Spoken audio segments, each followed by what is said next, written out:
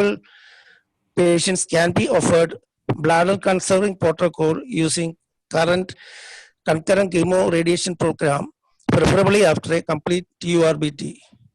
The innovations in surgical team is minimal access surgery, the laparoscopic and the robot assisted radical cystectomy that has come into the treatment of invasive bladder cancer.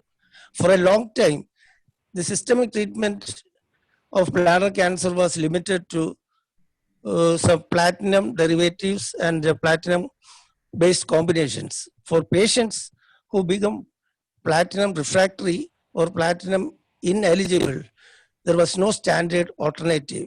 Of late, during the last 4 to 5 years, immunotherapy is introduced into the management of these patients. There has been at least 3 or 4 randomized clinical trials that has proved the role of immunotherapy. So these things will be discussed in detail by our faculty.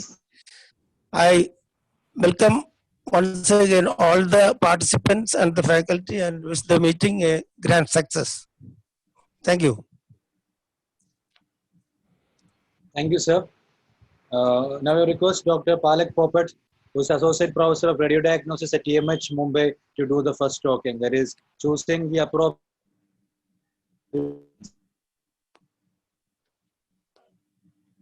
All right.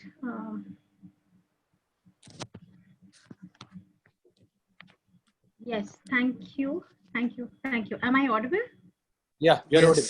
All right. Okay, fine. A very good evening to everyone and happy festive seasons from tomorrow onwards. So talking of bladder imaging, I will just like to share my screen. Can you share your slides? It's not this Yes, one. yes, I will do that. Just a minute.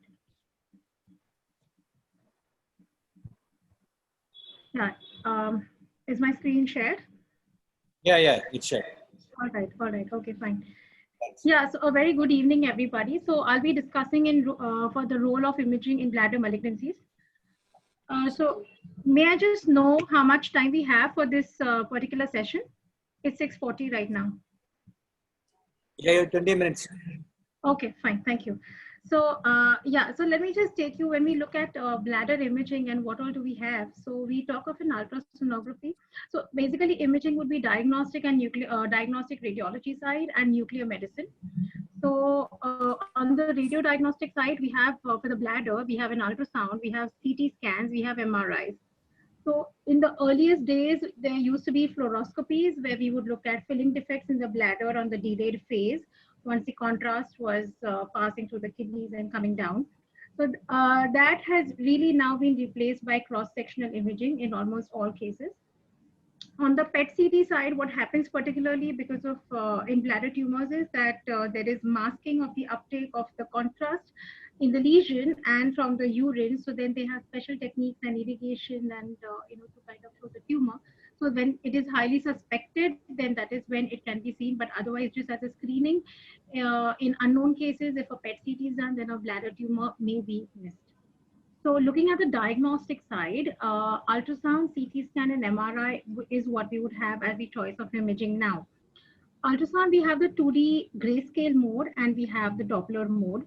So grayscale is when we see the images as black and white and gray, and Doppler is when we are wanting to look at the vascularity within the lesion. So the purpose of ultrasound usually is that a patient has hematuria and it's like a screening, whether there's something in the kidney, something in the bladder. So, and it's much more widely available. So, and no great appointments or preparation is required. So usually that's the first investigation of choice. So we need to know how bladder tumors are seen on an ultrasound. Next would be screening for indications, as I said, of hematuria. Detection of a lesion, yes, if you're seeing something, and loco-regional assessment can be done to some extent, but a very good adenopathy, local staging, and extravesical extension is not always feasible on a ultrasonography. So for example, I have this lesion here. This is a 2D mode, a grayscale mode, and this is a Doppler mode. In the grayscale, I see the anechoic bladder over here with urine within, and we have a gray mass sitting into the lumen of the bladder.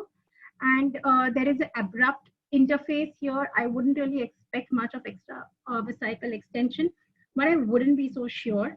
The Doppler tells me it is poorly enhancing, and that's all about it. So I know there's a bladder mass. If I look at an image over here like this, so what I see is there is a polypoidal kind of a projection of a mass into the bladder. What I can appreciate is that this is a bladder wall, and the bladder wall is thickened as I come here. So I can faintly demarcate the distinction between the polypoidal tumor and the bladder wall. But if I had to really say with confidence, I would guess that this is not directly infiltrating, and this may be hyperplasia of the inner surface, but I cannot be sure. This very well could be tumor. So that's where I am not very confident on an ultrasound. If I look at another case here, so this is the bladder, the urine, the mass, and then there is something which is kind of seen just next to it. If I don't see any bowels or anything, I would probably be tending towards a possible extravesical extension in this case. But it is very subjective, and the best objective assessment is made by cross-sectional imaging. Now, in cross-sectional imaging, we have a CT scan and we have an MRI. So how does a CT help us? So it does help to confirm if there's a lesion. If an MR is not available, definitely CT is of great help.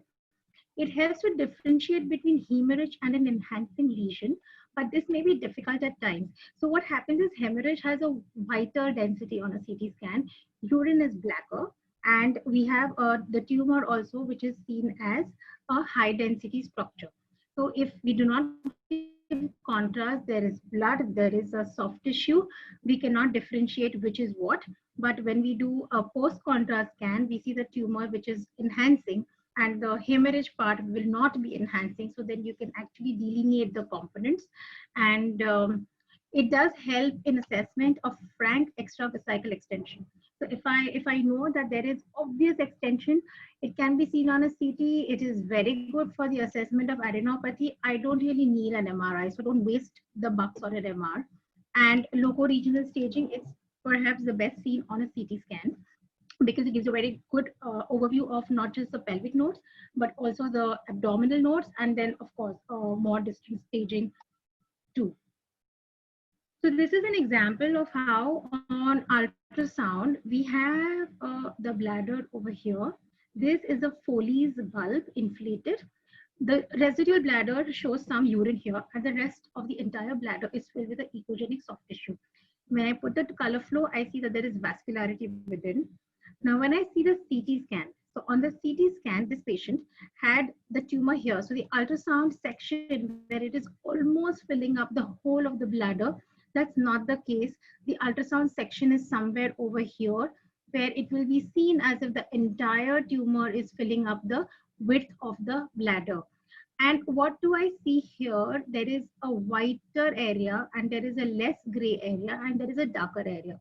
So this is a normal bladder wall. This is normal bladder urine. This is a non-enhancing but higher density than the urine. So this would be hemorrhage. And this area here is enhancing. So this is a large polypoidal growth, which is a malignancy. Now, if I look at the reformats, if I take a coronal section cut over here anteriorly, I'm seeing something here.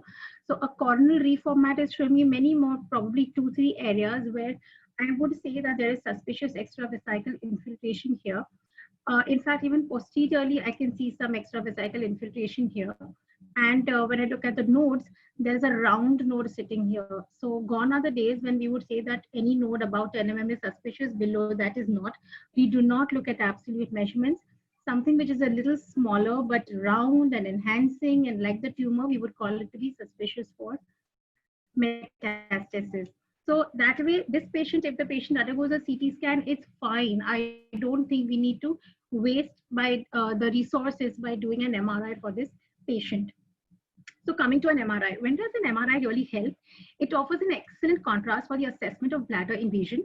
And there are several studies which suggest that MRI can be used as a valuable imaging tool in determining the presence of bladder invasion in patients with confined cancer. So what is the role of MR? It tells you, so we need to know the technique of acquisition, which will be more for us to know.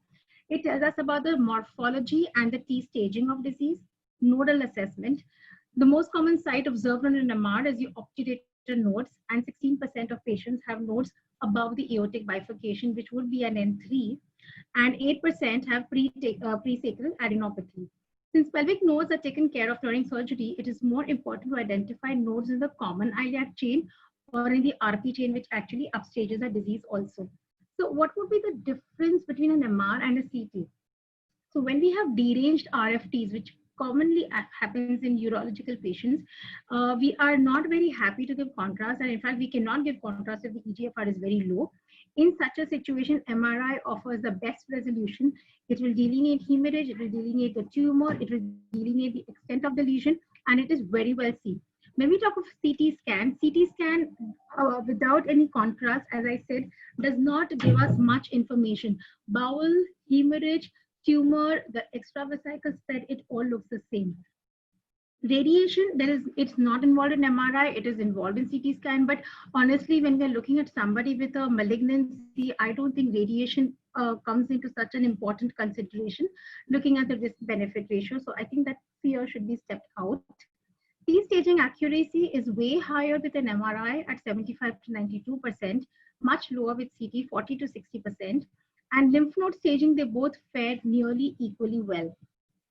So talking about MRI imaging of the bladder, so just like you're familiar with the PIRADS of the prostate, there is a VIRADS of the bladder. So the VI stands for vesicle imaging and the RADS component of any radiology staging.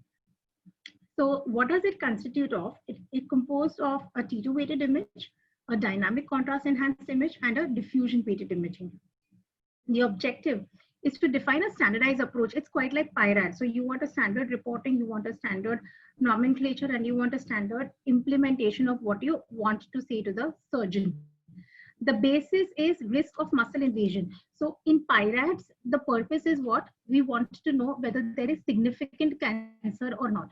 Is that the purpose of VIRADS? No. VIRADS is for management. So you want to know whether there is muscle invasion or not, and that risk is stratified by the VIRADS category scoring. So what is the benefit in patients with non-muscle invasive cancers in expediting radical treatment or for determining response to bladder sparing approaches? So a VIRADS is a very complicated nomenclature, just like PIRADS version 1 was highly complicated, and now they are on a better, easier outlook. Similarly, VIRADS is a little complicated these days yet, but it is very good. If I'll show you the images, you can actually see what the staging is like. So I would only want to show you the T2 weighted. We have a T2 weighted dynamic contrast, a diffusion, and an ADC. So let's just follow the T2 weighted. So one will be when you have a small tumor less than 1 centimeter, there is a stalk and there is inner hyperplasia. The type 2 will be when it is more than 1 centimeter, the stalk is still there and the inner hyperplasia is still there. Beyond that, when the stalk goes off, it is called a VIRADS 3. When the normal black layer of the muscle signal intensity is lost, we call it a V4. And when that is breached and you have frank extension into the extravesical space, then that is called as a V5. So I would like to show you certain images. Like this is a sagittal image of a bladder in which we see the bladder wall very nicely hypointense here and the white urine on a T2 weighted image, and we see a lesion here. So the lesion is very small and there is a stalk over here. I don't really see hyperplasia as such, but this is a very small, less than 1 centimeter tumor. This is a V1. The same lesion over here in the axial section, this is the bladder and it is nicely seen with a little stalk-like projection over here. No adenopathy anywhere. It's a very clean scan. And the diffusion and ADC.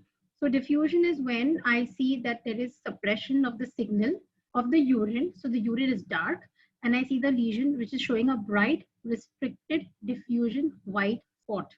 At the same time, when the white signal drops on the ADC map, it confirms that this is true restriction. So basically, I have a tumor which is following all the norms of being a malignancy, and this is a VIRADS 1.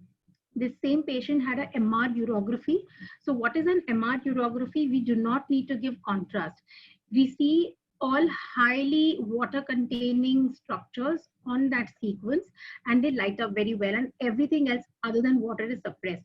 So you will see bowel containing fluid, These are the ureters which are delineated. The course is somehow traced over here, and we have the bladder. So the water-filled structures are seen very well. That is what is MR urography. We do not need to give contrast administration. And we see the tumor very well over here as a filling defect. Coming to another case where we have the lesion here, it is less than 1 centimeters or maybe a borderline. Again, nicely restricted over here, dark here. And this is a post-contrast scan where the lesion is intensely enhancing. But this is the muscle wall of the bladder and it is very well intact. So we know this is not invading the muscle. So this is again an early less than T2B stage. Here we have a patient where this is definitely larger than 1 centimeter. There is a stalk, but I do not see any inner hyperplasia or something. So this could be like a Virax 2, larger than 1 centimeter with a maintained stalk, and it is nicely enhancing on the post-contrast image. The wall was clear. This is another example where I have, I have multiple lesions seen over here in the bladder. What is this? There is layering of some gray signal over here. This would be hemorrhage or proteinaceous debris within the bladder.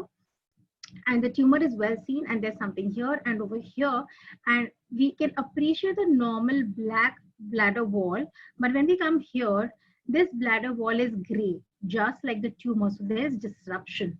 And as I go anteriorly, this entire bladder wall also doesn't look so good. So let me look at the other sequences. This is a diffusion. The tumor is bright, and so is the wall over here. So this means that this tumor is definitely infiltrating the bladder wall, and this would be a T2B disease for us. Another patient where we have an obvious mass over here in the bladder, and it is coming behind posteriorly. This is frank extravesical invasion, and this would be a Virax 5. So the Virax scoring goes as a 1, 2, 3, 4, 5. 1 is muscle invasion is highly unlikely. 2 is unlikely. 3 is it is equivocal. 4 is it is likely, and when we see frank extravesical extension, it is called as a Virax 5. So the multi-parametric MRI for bladder cancer is validated, and it has a good accuracy for detection of diffuse muscle invasion. They had a retrospective data of 340 patients over 7 years. It's a good number of CA bladder. 75% were NMIBC, and Virax score more than equal to 3 had a very high sensitivity and even a higher specificity. So the conclusion is an MRI bladder should be considered for evaluation of tumors prior to surgery. When I say that a CT is very good, that is because we're talking of resources. If you have all the resources, you want a very good loco-regional extension, and you want to see the bladder wall very well, and especially in the not so sure cases, an MRI must be done undoubtedly. The prospective assessment was done over here for another patients in European urology, a good number, again 231 patients, and they also had a high sensitivity for discriminating the non-muscle invasive and muscle invasive by almost close to 91%. In our experience, our sensitivity was close to about 95% and specificity was close to about 85%. We had seen retrospectively about 35 cases. So the NCCN guidelines of bladder cancer, the latest version, they do say that when it comes to stage 2, 3 and above, they say an abdominal or a pelvic CT or an MRI, if not previously done, chest imaging, bone scan. So MRI has been added as an option in almost all the cases, in muscle invasive also, in 3A, 3B. So also in non-muscle invasive, they do say that an MR urography is appropriate. And when we look at over here in muscle invasive cancers, they say an MRI must, may be performed without contrast or even as an addition to CT urography. So that's a place that the recommendations for the EAU are also very high for an MR as well as a CT urography. So we propose that we need better trials, and MRI bladder is surely robust, and it is a way to go ahead when we look for early bladder cancers. The other thing is there have been trials for response assessment, and diffusion and post-contrast have helped to predict response and to show an early response in mid-cycles by cycle 2 and cycle 3, especially for dynamic post-contrast images and diffusion. So it's one is for detection, the second is for staging, and the third is for response assessment. my take-home points would be a larger multi-center trial is needed. Like PIRADS, we need a simplified version 2 for VIRADS for everybody to fall on the same page, the clinicians and radiologists. And to use judiciously, we must, for pre-TURBT staging as well as response assessment, we must use it. PT to be reserved for advanced disease. And beyond VIRADS, the quantitative perfusion and deep machine learning will surely emerge stronger in the next decade. Thank you so much. Thank you, Dr. Palak, for the explanation. Doc, it's very, very informative. We were able to learn many new things. Thanks. I think we'll have the questions towards the end because otherwise we will be wasting time. Sure. So the Thank next you so topic, much. My pleasure. The next talk is by Dr. Kishore Kumar. He'll be talking on the role of neoadjuvant and adjuvant treatment for urinary bladder cancer. Over to you, Dr. Kishore. Thank Dr. you. Palak, can you kindly close your presentation?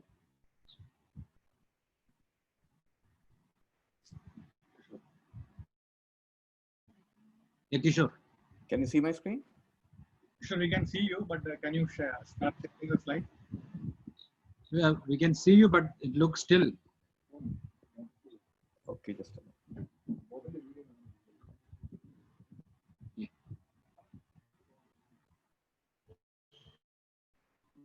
Can you see my screen?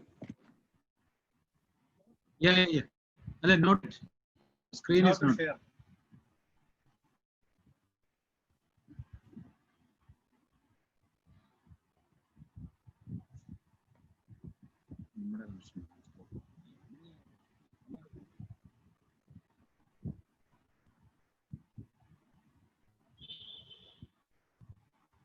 Yeah, sure. Now we can start seeing the screen. You can see my screen, right? Yeah, but it is appearing. It's not right. Not at come. It's coming. Started screen sharing. That's what it's coming.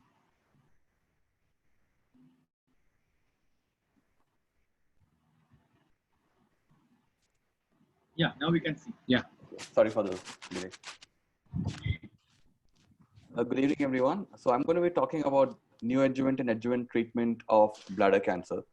So now, most of you would be thinking, I mean, this is an old topic. What's there new in neoadjuvant treatment of bladder cancer? Is this old wine in new bottle, or is there really a tasty new vintage? So I will actually be talking about issues which always elicit debates, and the idea for this came to me because I was a few years back at a large academic center in which most of the people were non-medical oncologists, and the talk was about bladder cancer, and one of the heads of department asked me, is it really worth giving neoadjuvant chemotherapy?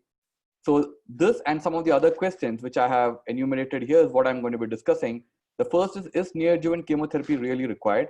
What is the quantum of benefit of NACT? What is the best regimen? If someone says, I don't like or I can't give cisplatin, can I use something else? Or if somebody says that most of my patients don't seem to be getting NACT, am I alone in this situation? Or another common thing is, why not let the surgeon operate first and then we give adjuvant chemotherapy? Or another common situation, a patient already lands up to you who's already been operated upon, who has not got neoadjuvant chemotherapy. So should we be giving chemotherapy? And what is the role of the new molecules, as somebody called it, the NIBs and NABs that we know of? So the first question is neoadjuvant chemotherapy really required? Well, a bit of context setting here is that despite radical cystectomy, almost 50% of the patients with muscle invasive bladder cancer will develop metastatic disease within 2 years. And most of these patients will succumb to their illness. So it is a deadly disease, and we have to do everything possible to try and minimize the toxicity or the morbidity because of the disease.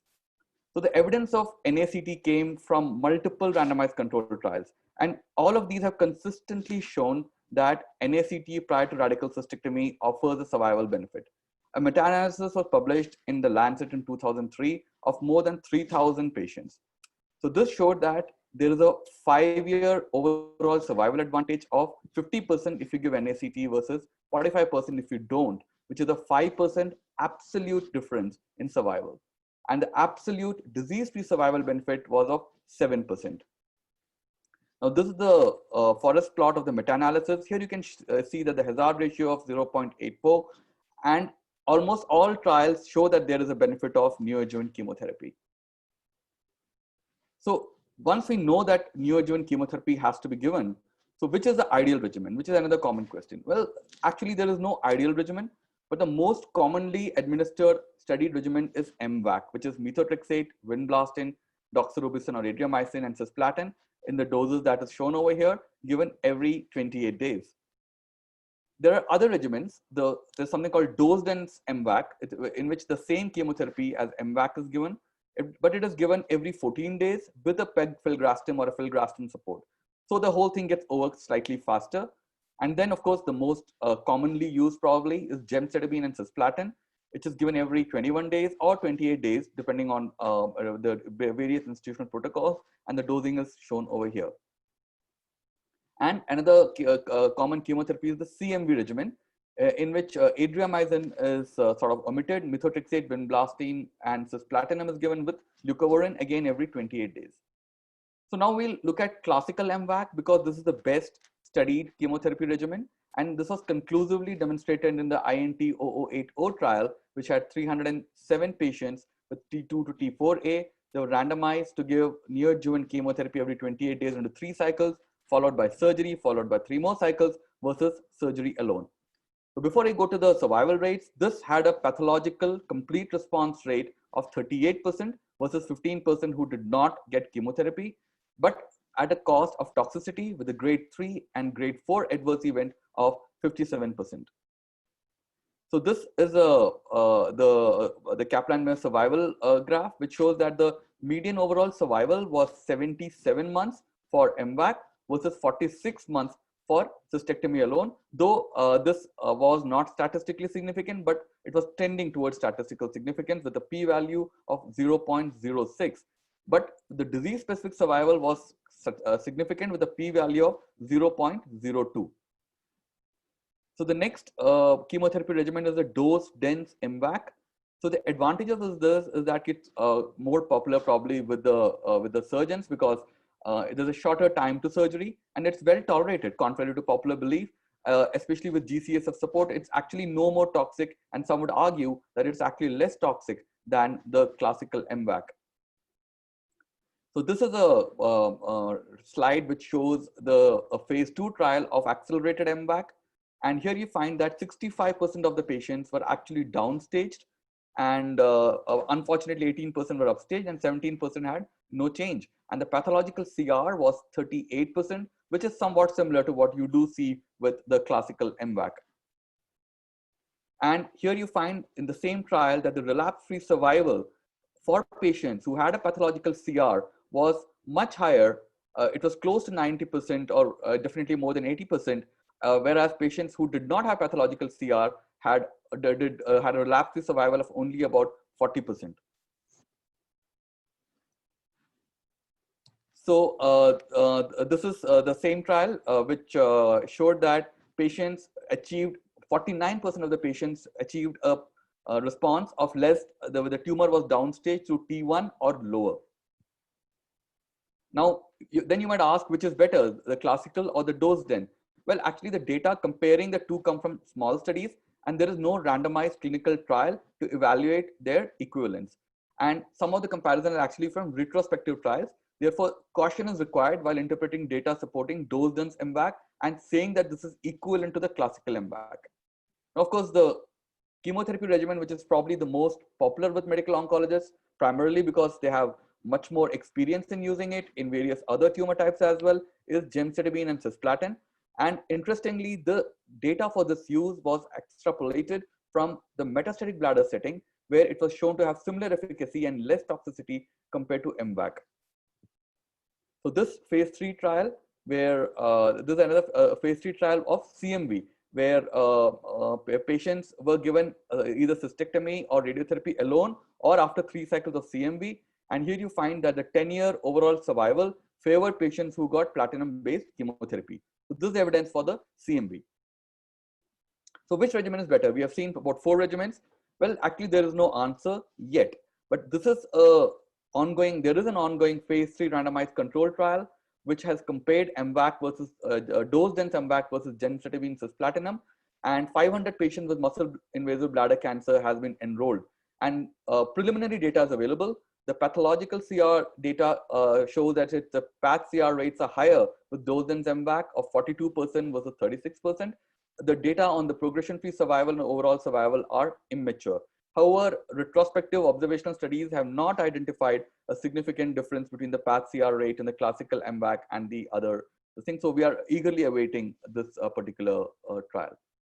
Now, talking about path CR, so why is path CR so important? If you look at various trials with various regimens, but as you can see on the screen, so the patients who achieve a path CR or a pathological downgradation to T1 or lower have a much better survival to the order of about almost 80%, whereas patients who have T2 or T3 or T4 after neoadjuvant chemotherapy have survivals which are quite dismal, not even reaching 40%, which is why pathological CR is associated with much higher cure rates. Now, there are, of course, special considerations. The most common is patients with renal insufficiency, how to give platinum for these patients.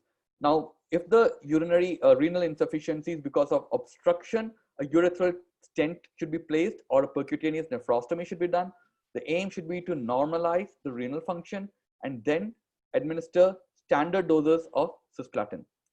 Another interesting thing to consider, or an important thing to consider, is the thromboembolic complications.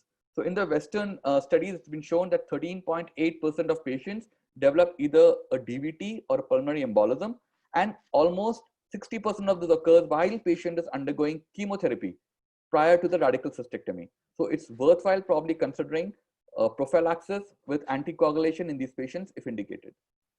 Now, of course, the question is the role of carboplatin. That answers the question of I don't want to give cisplatin. Can I give carboplatin? Well, actually, the data suggests it is inferior to cisplatin.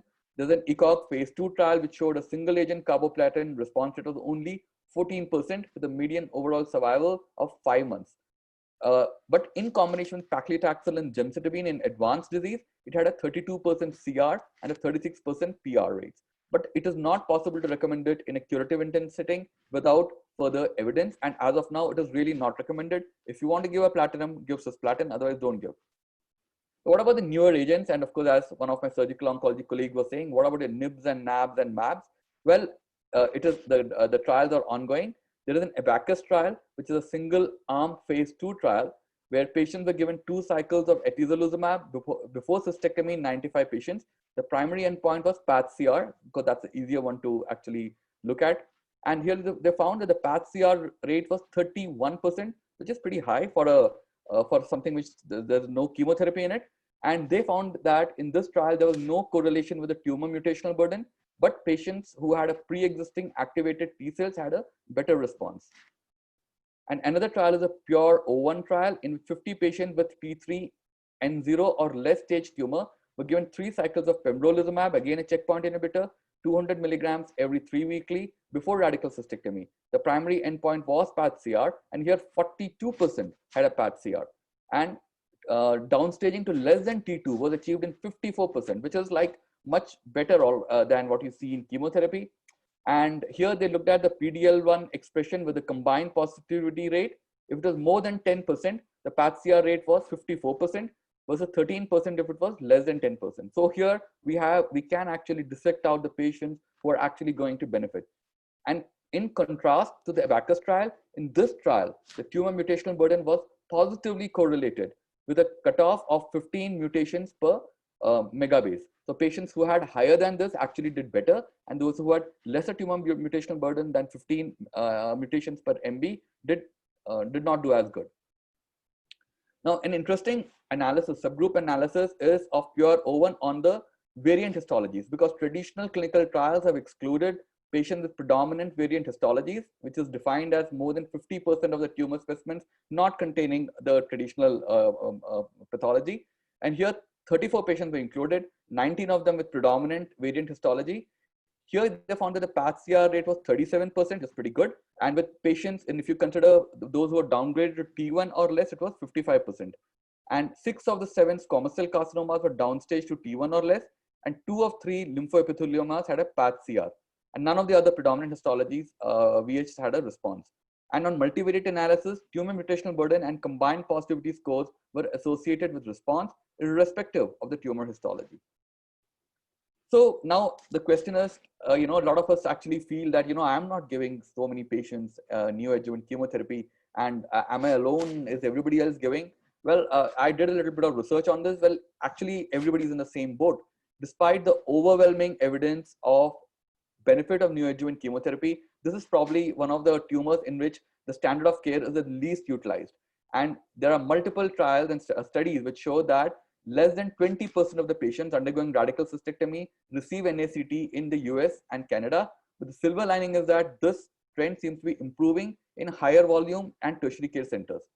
And in a study, though, medical oncologists had a very different feeling about this, and almost 80% of medical oncologists in a 2014 study said that they are recommending neoadjuvant chemotherapy, but most of these patients anyways don't seem to be getting it. So now patients who don't get neoadjuvant chemotherapy, and for whatever reason, and what is the role of adjuvant chemotherapy? So there's a paucity of data regarding the benefit of adjuvant chemotherapy. So if a patient does land up to us after having undergone surgery, so we must consider adjuvant chemotherapy for patients who are defined as high risk. And we would define this as patients who have either a T3 or T4 tumors after surgery, or those who are node positive. That is, the rationale for this is that patients who have a T3, T4 or lymph node involvement have a 5-year recurrence-free survival of 40% and 35%, and overall survival of only 10 to 40%. Whereas we contrast those with PT2 who have undergone cystectomy, they have a cure rate of almost 80% with surgery alone. So a meta-analysis has been done actually of adjuvant chemotherapy, and this had 940 patients. They showed that the addition of adjuvant cisplatin-based chemotherapy to radical cystectomy improved the overall survival, hazard ratio of 0.66. Especially in those who were node positive, the hazard ratio was 0.39, indicating that they really derived a lot of benefit. But there was a problem with this meta-analysis, that it was a heterogeneous patient population with poor accrual and early termination of many trials. And this meta-analysis was unable to evaluate the benefit of adjuvant chemotherapy based on T stage. So this is really a meta-analysis, but not really that great on which you can say that we'll give it adjuvant rather than neoadjuvant. And there is a randomized controlled trial, EORTC 30994 trial, in which 284 patients, they compared patients receiving adjuvant chemotherapy versus surgery alone. They found that the 5-year PFS was 48% to 32% favoring adjuvant chemotherapy, and over 54% versus 48%, which was not statistically significant. But unfortunately, there was a confounding finding. They found that chemotherapy prolonged survival in patients who were node negative compared to those who were node positive. The reasons for this are not easily explained. So the question about the veracity or how this trial is important is a bit difficult to judge.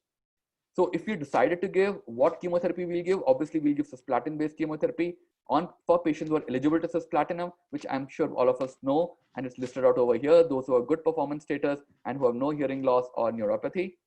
So if patients who are cisplatin eligible, we should consider 3 to 4 cycles of MVAC or dose-dense MVAC, or 4 cycles of gemcitabine or cisplatin. If patients are cisplatin ineligible, a reasonable thing to do would be actually observation, because that is the reason why they're probably cisplatin ineligible. And in non-randomized studies, carboplatin and gemcitabine has actually not improved outcomes. So probably we should hold on to the temptation of giving carboplatin or gemcitabine. And when should we give chemotherapy? Well, as soon as the patient recovers, typically 6 to 8 weeks after surgery, but no later than after 3 months. Because this has been studied in an immediate versus delayed chemotherapy. It was an open label randomized phase 3 trial in Europe and Canada, in which patients who did not receive neoadjuvant chemotherapy and underwent surgery were randomized to either immediate chemotherapy within 90 days or observation with chemotherapy when the patient progressed. And here they found that after median follow-up of 7 years, the progression-free survival was 47 months, favoring in immediate chemotherapy versus 31 months, and there was no difference in overall survival. But there's a caveat that this trial was limited in its power. And special consideration, we do see a lot of older and frail patients. So what to do for these patients? Actually, for these patients, observation is a better option because they are at high risk of toxicity. because we can see in a retrospective analysis in patients who were more than 70 years of age, these patients had 55% incidence of neutropenia and 28% incidence of renal toxicity. And if patients had a PS of 2 or more, the median overall survival was only 5 months compared to almost 14 months if it was lower than that. Now, what about adjuvant immunotherapy? Well, again, trials are going on. A phase 3 trial, IMvigor, in which adjuvant atezolizumab was given, it did not improve disease-free survival compared to observation. But we must know here that disease-free survival usually is not a very good marker for immunotherapy, and we should wait for the overall survival results. And there are other phase 3 trials in progress with nivolumab versus placebo and pembrolizumab versus observation. And the prognosis, what determines the prognosis? We have already discussed. Patients who have a path CR following NSCT or downstaging to less than T2 have a better survival than patients who do not. And there's an interesting study which says that it not only what you give, where the patient is treated is also important. So this is a single study, center study from Norris Comprehensive Cancer Center from Los Angeles. They found that in their center, in their hands, the 5 and 10-year recurrence-free survival from over 30 years from 1971 to 97 for node-negative disease was 92 and 86%. So there are future directions, and one of it is to look at which patients require chemotherapy, which can be done with either P53 status and with gene expression profiling, which we have very commonly used in breast cancer. And there are now models which are coming up here as well to determine which patients should be getting this. So now I'll come back to the first few questions and try to just recap before I close. First question was, is neoadjuvant chemotherapy really required? The answer is absolutely. And I think I have made a compelling case by showing you all the data. And what is the quantum of benefit of NACT? Well, there is an absolute overall survival benefit of 5%. For those who don't, are not really putting this in context, I must tell you that for reference, we will definitely give adjuvant chemotherapy for breast cancer for overall survival benefit of anything more than 1%. And in lung cancer, most of the adjuvant chemotherapy is given for something like 2 to 3% survival benefit. So 5% is actually really pretty good. Which is the best regimen? Well, here we are sure about one thing, but not about the other. We are sure that it should contain cisplatin, but we are not sure that which cisplatin containing regimen is the best. There is a clinical trial coming, but if in doubt, use MVAC. Now, another thing is, a question was, most of my patients don't seem to be getting NACT. Am I alone? Is something wrong in my center? But actually, no, not really. You're part of the crowd. Nobody's getting it, pretty much anywhere in the world. Almost 80% to 70 to 80% don't seem to be getting NACT in Europe and in North America.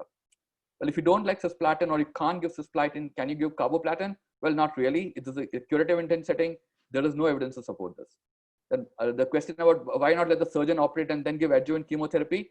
Well, adjuvant chemotherapy has not shown to be superior where NACT has been. So if you have a choice, please give NACT with a cisplatin containing combination chemotherapy regimen. Now, if you have a patient who's already been operated upon, should you give him adjuvant chemotherapy? Do consider, especially if it's high risk, defined as either T3, T4 or node positive. And what is the role of new molecules? Well, they're evolving. They have got good PathCR rate and expect the use in cisplatin ineligible patients in neoadjuvant setting pretty soon. That's all. Thank you very much. Thank you, Kishore. That excellent job. I think as discussed earlier, we will take all the questions in the panel discussion. So thank you. Thank you. The next talk will be the surgical talk. It's by Dr. Yuvaraja TB. It's on the principles of surgical management of urinary bladder cancer. Over to you, sir.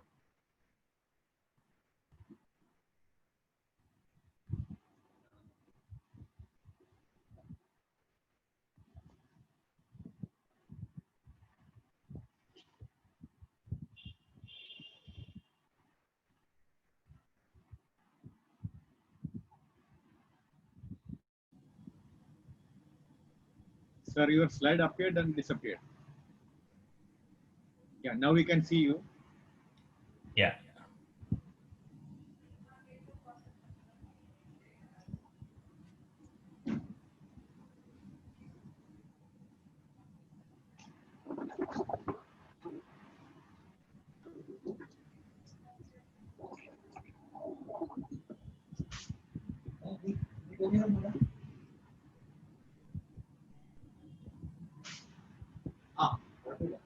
Can you see now? Are you able to share your slides, sir?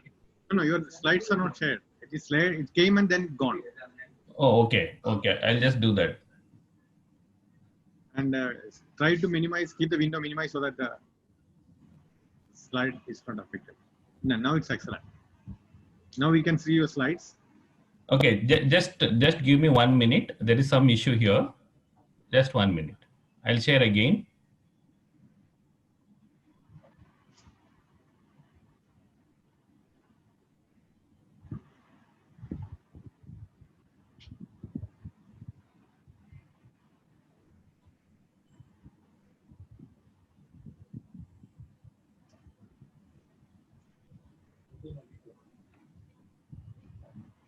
Can you see me now? Yeah, we can see your slide. Okay. So good evening, Chandramohan. Thank you so much for giving this opportunity. Friends, we know that surgical management of muscle invasive bladder cancer is a pivot. It makes a pivotal role in managing these patients.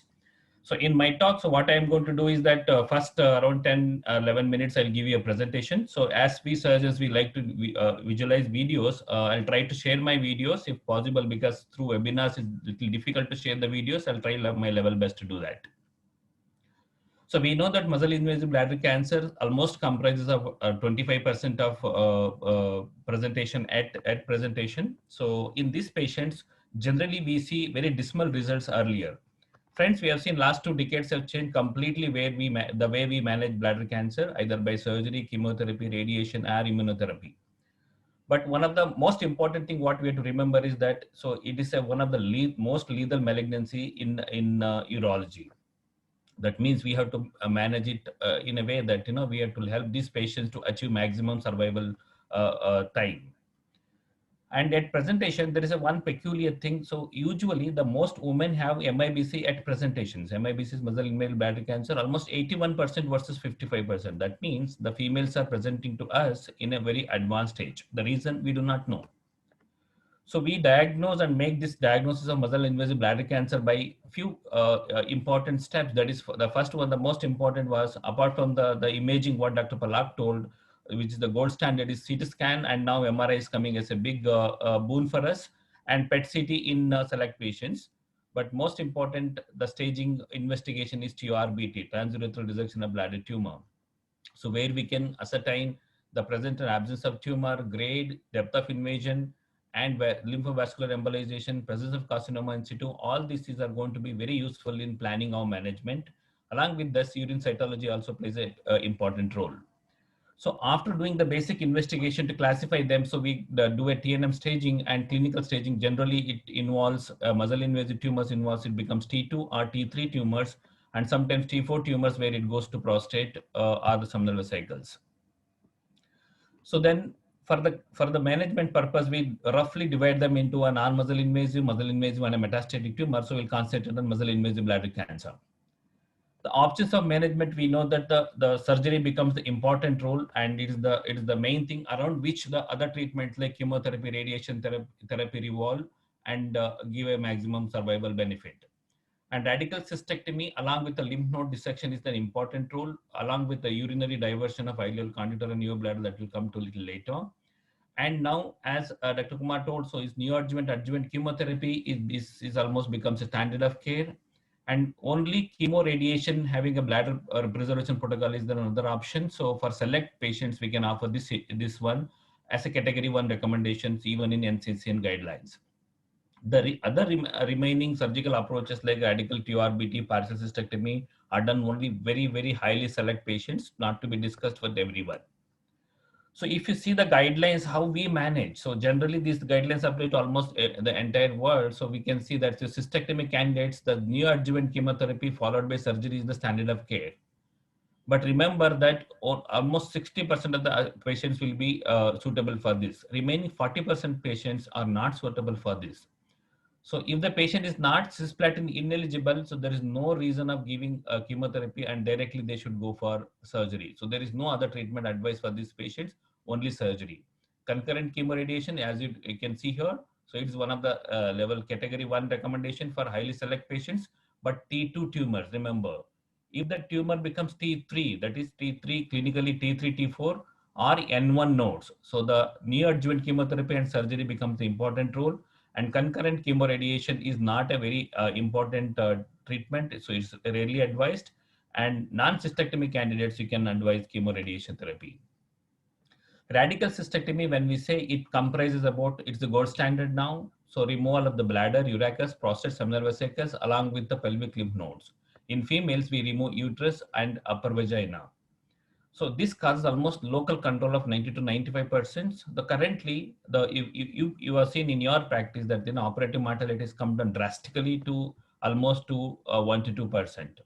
So we have modified our techniques in each area. So including nerve sparing techniques, what we do it for regularly, routinely for young patients to preserve potency and preserve urinary continence even when we do newer bladder. And however, whenever we do the extirpative surgery, so it requires urinary diversion in the form of ileal conduit, neobladder, or continence diversion. Apart from the stage and the grade of the tumor, which determines the outcomes of these patients, the other three important findings are timing of the treatment. The surgery should be done at least by within 3 months after diagnosis of muscle invasive treatment, but ideally it will be 6 weeks. Positive surgical margins and number of lymph nodes removed, they have an impact on recurrence and our survival. So all these three things are managed by surgical plan. So there are many numerous studies. I didn't go in detail, but when you compile everything, so this is what we get it. So stage 2, almost 5-year survival was to the tune of 78%. Thanks to neoadjuvant chemotherapy, it has improved the survival a lot. And earlier we used to say that any muscle invasive bladder cancer is almost 50% survival, less than 50% survival. Now we are going up to 85% in stage 2, around 70% in stage 3, and stage 4 again is said has got as dismal reports. What is the goal of surgery? Goal of surgery is maximum tumor control, minimal complications, and best possible quality of life, because it is one of the surgery which affects quality of life a lot along with your treatment. So the important role is to have a patient counseling before surgery, to which based on clinical factors, inform and honest discussion with this patient, long-term and short-term benefits, and possibly about changing the diversion method, because the patients ultimately it is not only surgeon's choice, even it is a patient's choice to choose the ideal diversion method. Lymphadenectomy has been debated over a decade now, so we don't have exact answer, but still we have roughly what we are supposed to do it. So it is valuable in staging, identify high risk group. If you are not given a neoadjuvant, it will be suitable for adjuvant. And if the CT scan or imaging shows any lymph nodes, we can offer them neoadjuvant chemotherapy. And it treats micromates, so it may be a therapeutic benefit. But important is to do bilateral, because some people ask, unilateral tumor, so can we do unilateral lymph node dissection? No, 40% crossover. No lymph node, number of lymph node dissected is an independent factor for survival. And the question is whether should we do a standard, extended, super extended. There are many templates have been discussed. So there are randomized trials also to say that limited lymph node is sufficient. There's no need to do extended or super extended one. But however, the definition of these terms are a little different. So the limits only to the obturator fossa. So where we remove on the vein and the artery and the obturator fossa. The ideal as of now, so according to the literature, is to remove the lymph nodes in the entire pelvis. So you can see that apart from the obturator, the most important group are internal iliac group, along the internal iliac artery, internal iliac vein. So this is the group which has to be removed in almost all the patients. So many times we'll skip this one, we remove only obturator nodes and the external and the internal external iliac nodes. And along with this common iliac nodes up to the bifurcation, you may not go up to the bifurcation of the aorta or in the complete common iliac artery, but up to the where the ureter crosses the external, the common iliac artery is the upper boundary. So at least minimum this has been explained now. So this is the standard of care for most of our patients. So we have done, the question is that how to do the surgery. So now open radical cystectomy remain with along with the urinary diversion remains the gold standard. So now there are a lot of advances in surgical field. As surgeons, we have moved to laparoscopic surgery. However, in bladder surgery, because it is a prolonged surgery and which is little technically demanding, so the laparoscopic radical cystectomy didn't pick up much. To ours, as a savior, so robotic surgery came, which is almost 90% was better than laparoscopy as far as the radical cystectomy goes. So, however, the entire world, so it was slow to accept robotic radical cystectomy again because of the technical demanding, and it is a slow to adapt to a urologist field or a surgical oncologist field. So, though we started with cystectomy and then we went to extracorporeal urinary diversion rather than intracorporeal. Now it is the era of intracorporeal urinary with experience. We have moved to the intracorporeal urinary diversion. So, do we have any proof that robotic surgery is equal or better than robotic surgery? I mean, open surgery. So, we have in the initial days, so that we have a literature which is a group of cohort studies. So, which we have proved that 90 and 30 days and 90 days admissions and 90 days complications are almost equal to open surgery with the oncological outcomes are similar. So this is a robotic consortium. So what has been done in now it is both for robotic and open. 18 institutions all over the world reported comparable lymph node yield, positive surgical margin, and with better operative blood loss, return of bowel function, allergies requirement. Perioperatively, it sounds well when robotic surgery is concerned. So to answer this question, there was a randomized trial. So level 1 evidence is called as RAZOR trial from Dr. Deepan Paring from University of Miami. So it is published in 2017, updated in 2018 and 20. The crux of the trial was, so it was associated with lower blood loss, was lower transfusion rates compared to ORC, no difference in perioperative morbidity between two approaches, but the most, it was actually aimed at to look at oncological outcomes.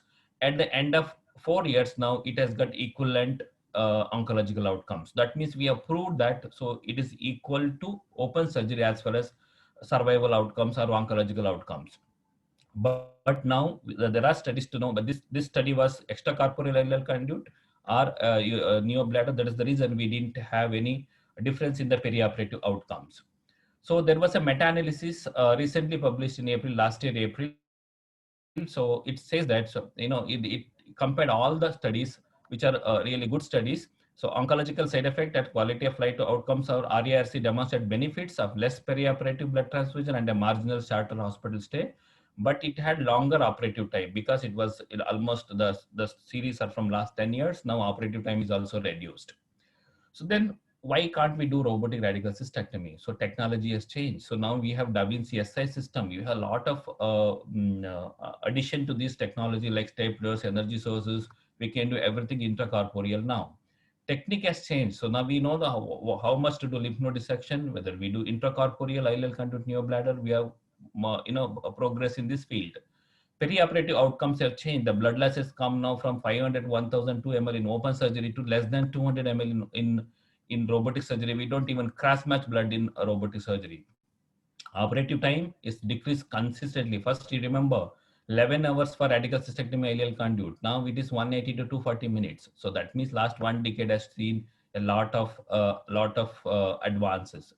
Post-operative outcomes. Now we routinely follow a ERAS protocol in all cystectomies, and equal oncological outcome, better quality of life. So in all lines, so we have improved. So this is the latest update in this year AUA webinar meeting we had. You concentrate on this curve, the open surgery. So it is coming down, and now we thought that robotic cystectomy will never take off. But now we can see almost 50% of the patients in US are done almost in 800 hospitals. 50% are done by robotic approach. However, in India, it's slow to pick up. The reason is all of us know that. So it is the cost factor. Urinary diversion after cystectomy is very important. So first discussed in 1952 by Dr. Simon. So now the most important at that time, it was a ureterosigmoidostomy. So now we never do ureterosigmoidostomy except in very rare, once in a lifetime we can, we end up in doing ureterosigmoidostomy. So now a Bricker ileal conduit is the one which we do commonly, followed by neobladder, that is Studer or a Hartmann neobladder. Some people, this almost comprises almost 90%. So 5 to 10% people do continent diversion. You can see ileal conduit, neobladder. So the most important, the technical part in neobladder is to have double folding. That means we have to fold the intestine once and double fold it so that So according to the Laplace's law, the pressure inside the bladder is less so that it doesn't deteriorate the upper tract. This is the basic principle of creating orthotopic neobladder. The selection of diversion technique, it depends on the age, comorbidity, the extent of the disease. Most important is the renal function. If the renal failure is there, so generally it's an absolute contraindication to do neobladder, bowel condition, patient preference, and available expertise. So all these factors have plays an important role. So in our institute, we have done almost now 250 cases of radical cystectomy robotically, and I can say almost 80% are ileal conduit, and around 22 patients we have done 90% are ileal conduit. 22 patients we have done orthotopic intracorporeal neobladders. So with good outcomes now, average time for us is around 3 to 4 hours for ileal conduit, including everything, and 6 to 7 hours for a neobladder, which is almost equal to open surgery or little less than open surgery. To conclude, MIBC is a potentially lethal disease. Early intervention is warranted within 6 weeks of the demonstration or of diagnosis. So however, when you give neoadjuvant chemotherapy, we can buy time. And neoadjuvant chemotherapy is becoming a standard of care, and we offer this to all of our patients. However, the patient acceptance is also an important role. And open radical cystectomy is the standard of care. However, it has to be robotic has got advantages, which is now being compared in multiple trials, both intracorporeal, extracorporeal, as well as large. The trials are on now. It will tell us whether it is useful. Diversion, the important diversion are either ileal conduit or Studer's neobladder. So with this, I'll try to go for a video. If it is possible, we will see these videos.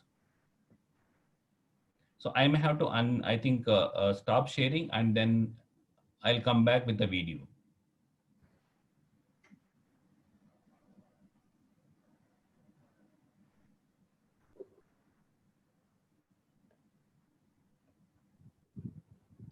Yeah. So this is the open cystectomy and neobladder. Cystectomy part, I've not gone into details. So it is, everybody knows how to do a cystectomy.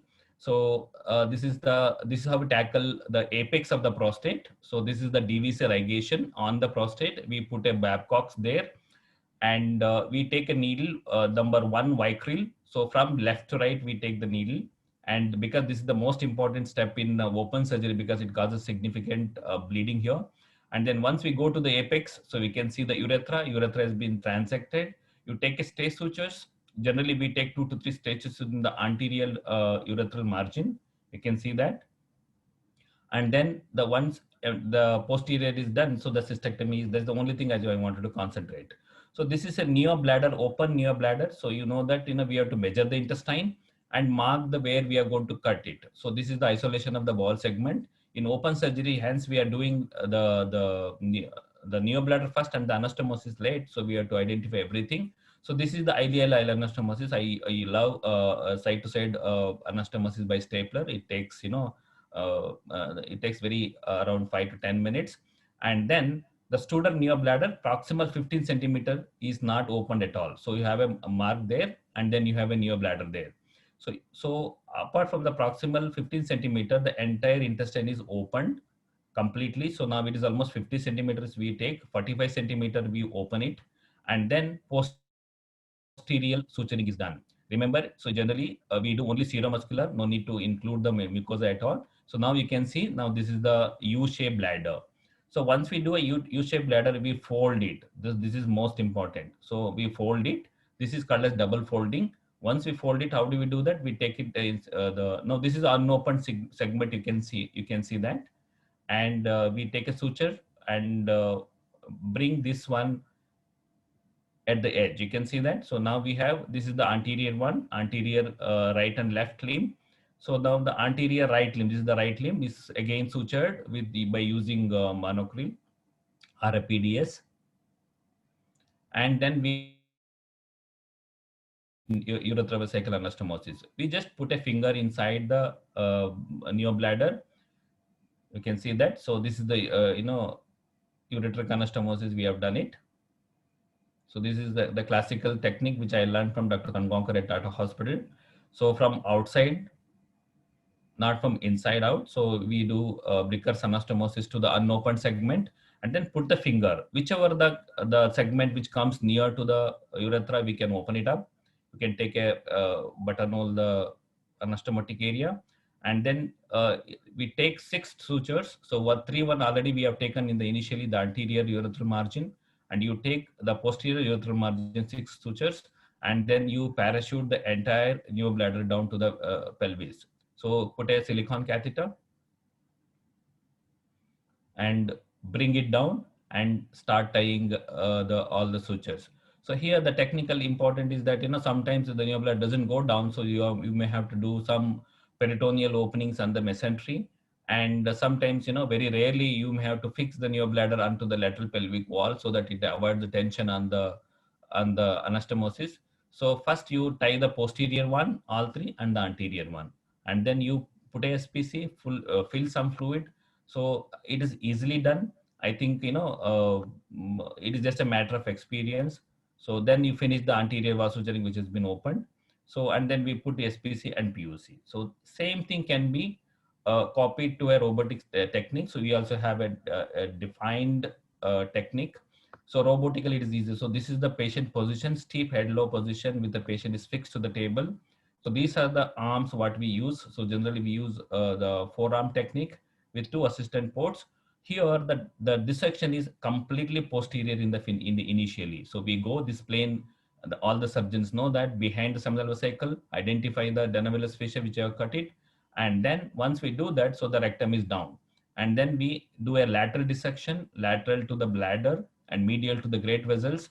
So where we do the lymph node dissection, so identify this plane, go down and identify the pubic bone also on the right side and the left side. So this is on the left side.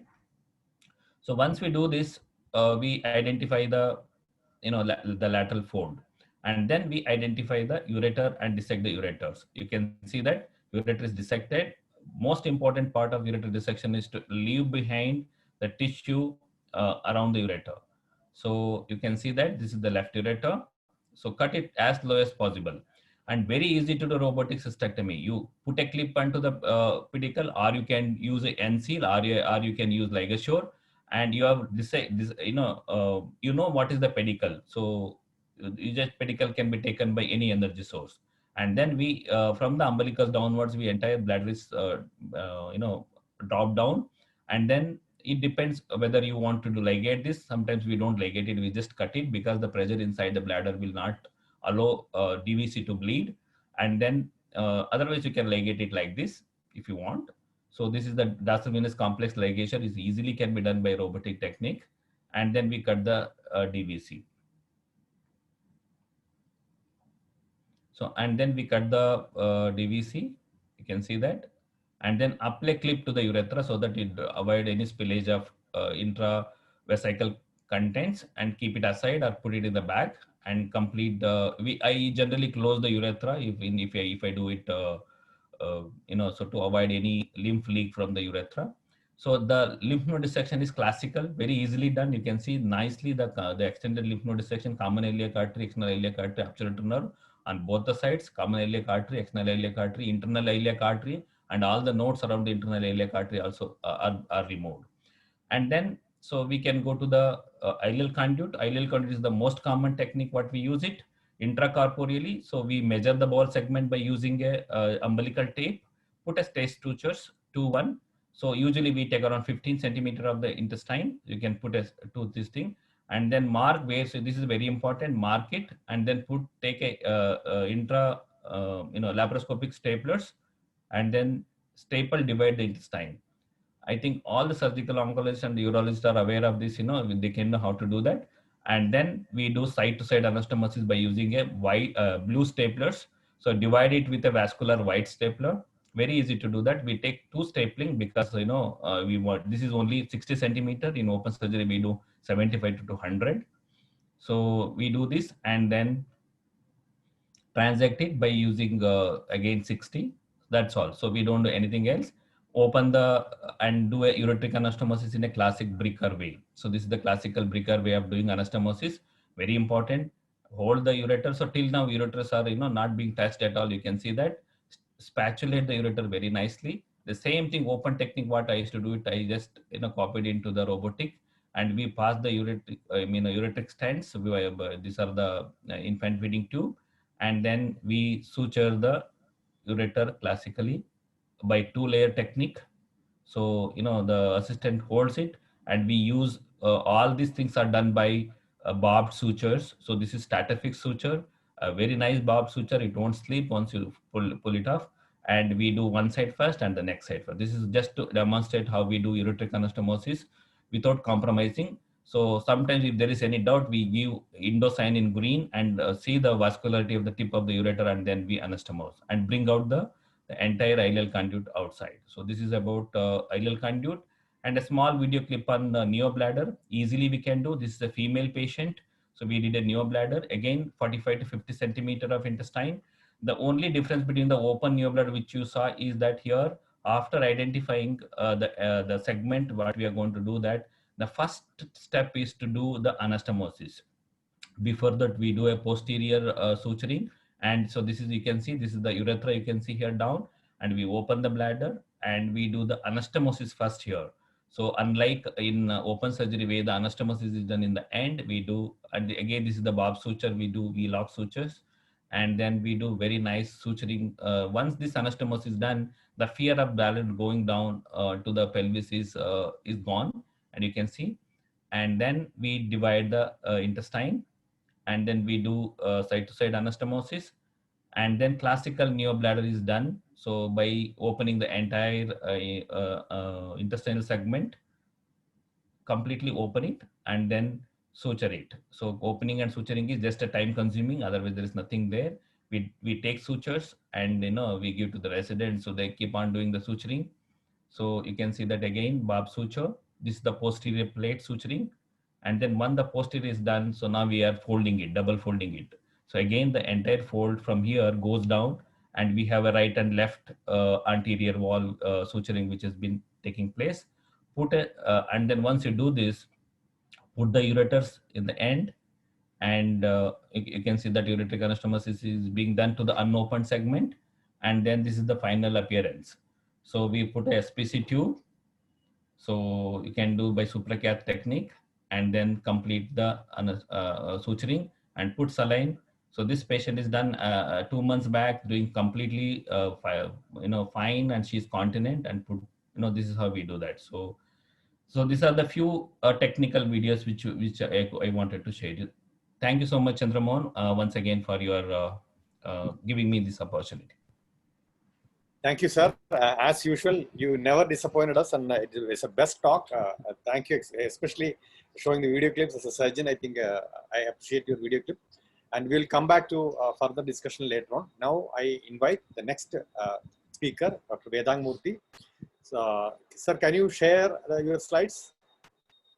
And he's the professor of radiation oncology from PMH. I'll have to be given rights. I think I've been given, you've been given long back. Let me check again. Yeah, now, yeah, sorry, I missed it. Yeah, now you can share your slides. And you'll be speaking about principles of radiation oncology for bladder cancer. Thank you, sir. Over to you. Slides are on, right? Yeah, slides are on. You are audible. Thank you so much. Thank you so much for the invitation, Dr. Chandramohan and Trivandrum Oncology Club. It's a real pleasure to be here. So after that wonderful talk and video by Dr. Yuvraj, let us move on to the other treatment for muscle invasive bladder cancer, curative bladder cancer, that is radiotherapy.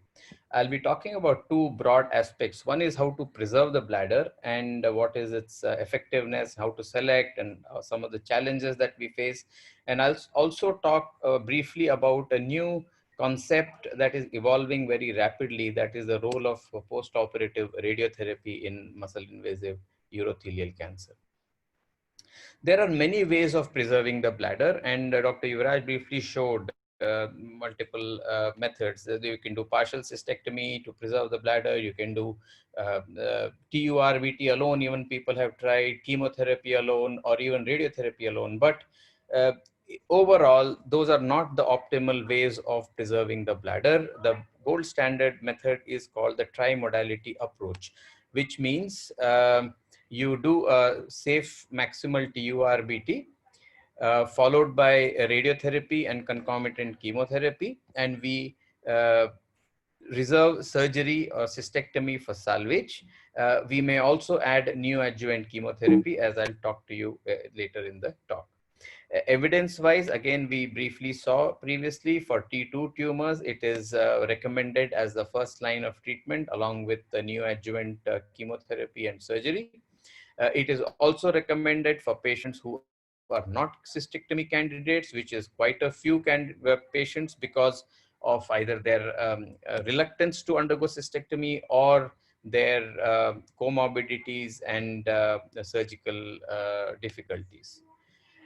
For advanced bladder cancer, T3 and T4, also bladder preservation is an option. Along with that is the same as I said, TURBT and concomitant CTRT, as much as surgery, and also for non-cystectomy candidates.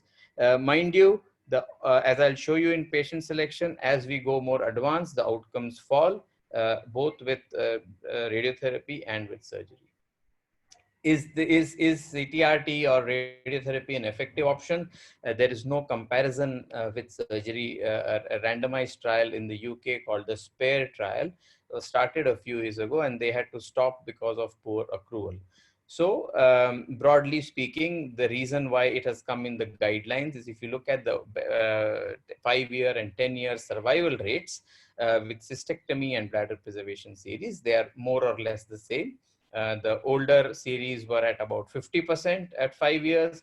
The newer series are at about 60 to 70% at 5 years because of improvement in so many techniques of treatment. Now, this is probably the most important slide of my talk. How do we select the patient? And this absolutely is critical for success. And I'll show you a number of facts that help in selecting the patient. So age is an important factor. Younger age is better.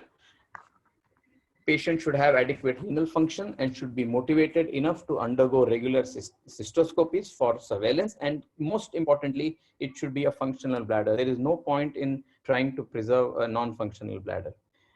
Disease-related parameters critically are earlier the better. T2 and early T3As are probably the most suitable for bladder preservation.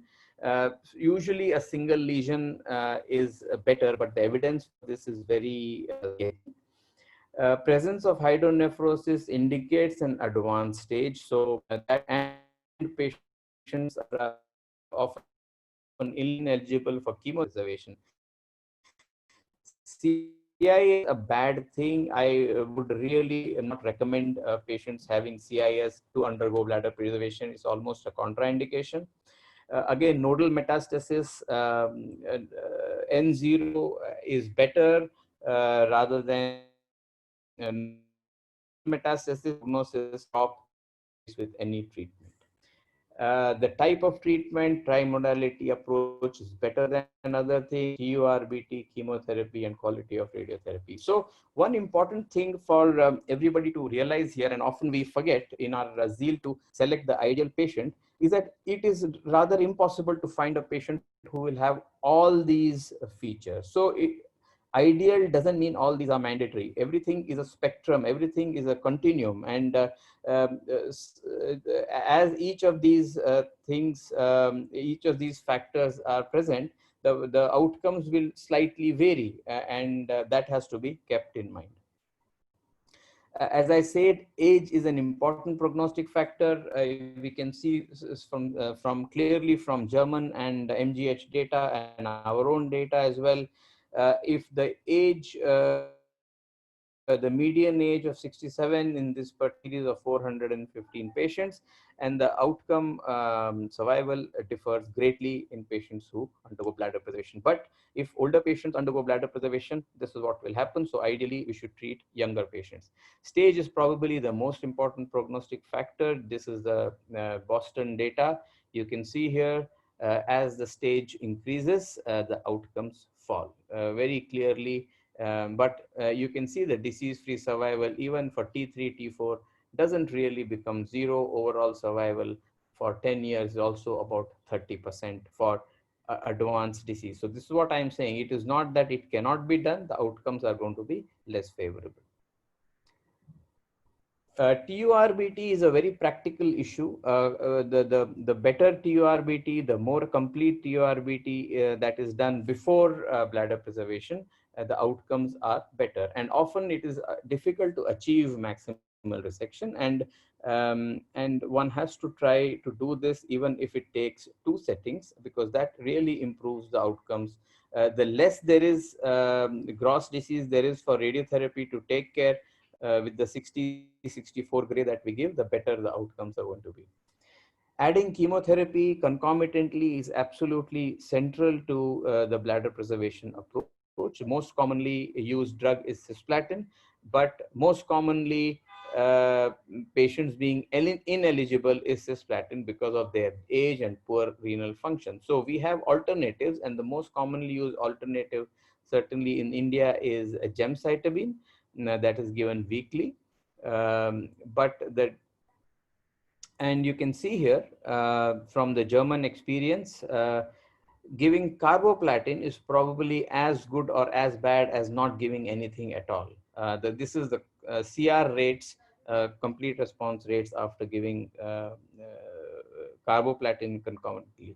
So it's got to be either cisplatin or probably gemcitabine or addition of 5-fluorouracil. The level 1 evidence for this comes from a trial called the BC 2001 trial, wherein patients were randomized to receive radiotherapy alone or radiotherapy plus mitomycin 5-FU cisplatin. This is like the anal canal chemo regimen, because they wanted to avoid cisplatin, and it showed clear improvement in outcomes.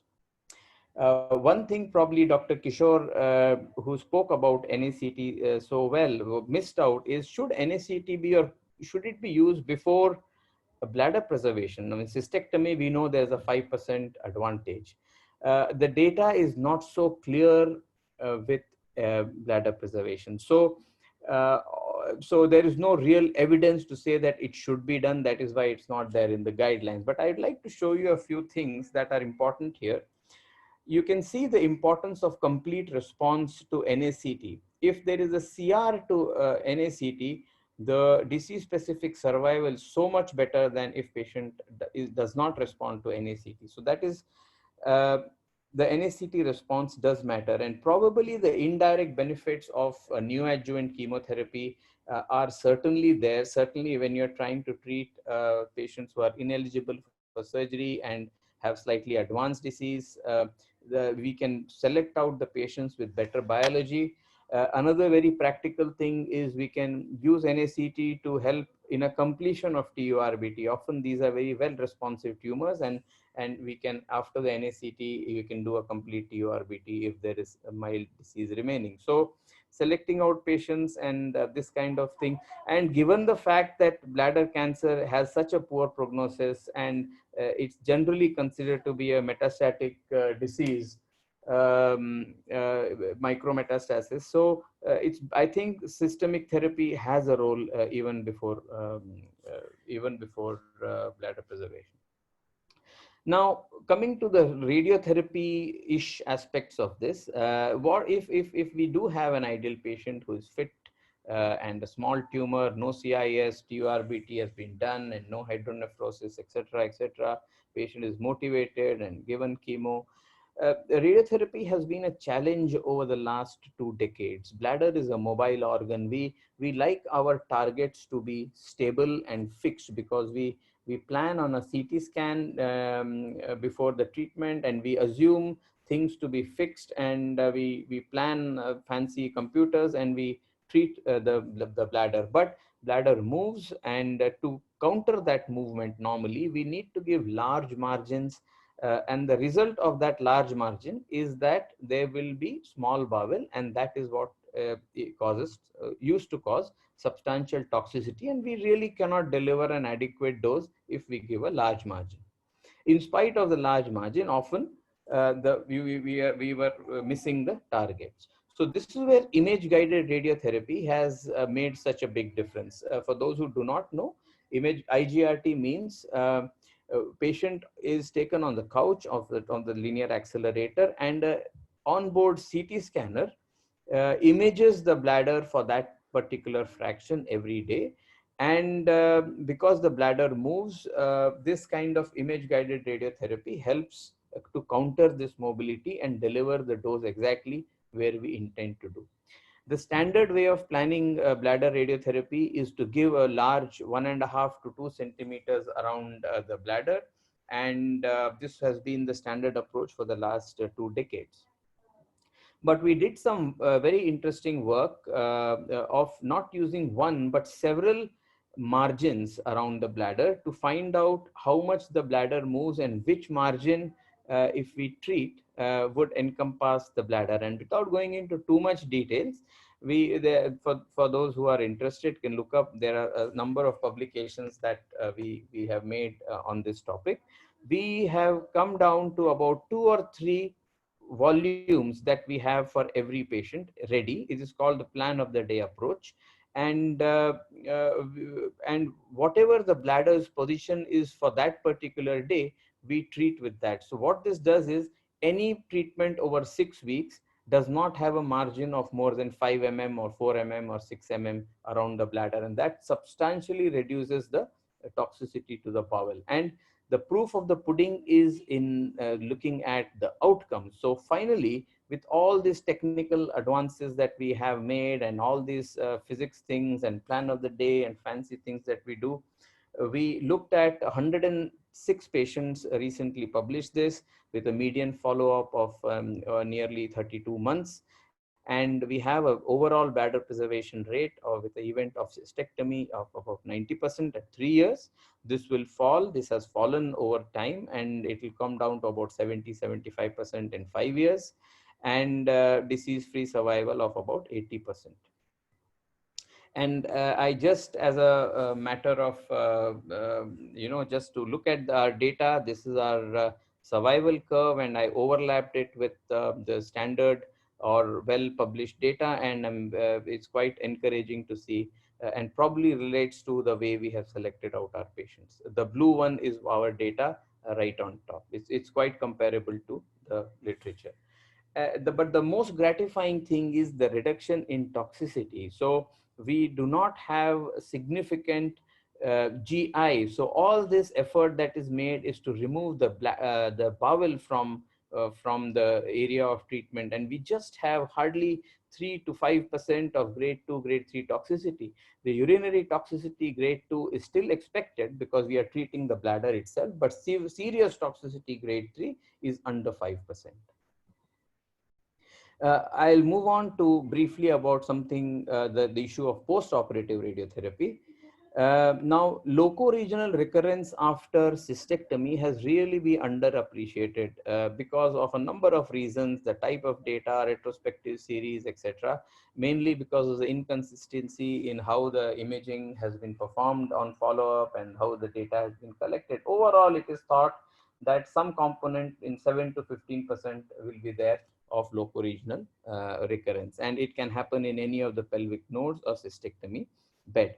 But there is a high risk group that has been identified by a number of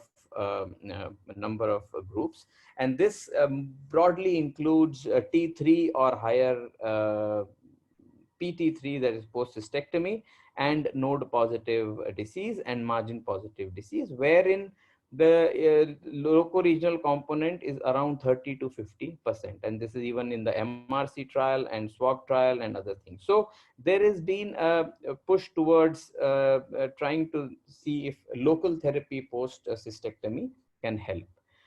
This issue started way back in the 90s for squamous cell carcinoma, where in this study by Dr. Zoglol from Egypt, they randomized patients to either observation after cystectomy or pelvic RT, and these were mainly SCCs, and based on these results, this established the role of adjuvant radiotherapy in squamous cell carcinoma histology in poorly differentiated Moden T2 and node positive cancer. So that has been well established, but not so for TCC.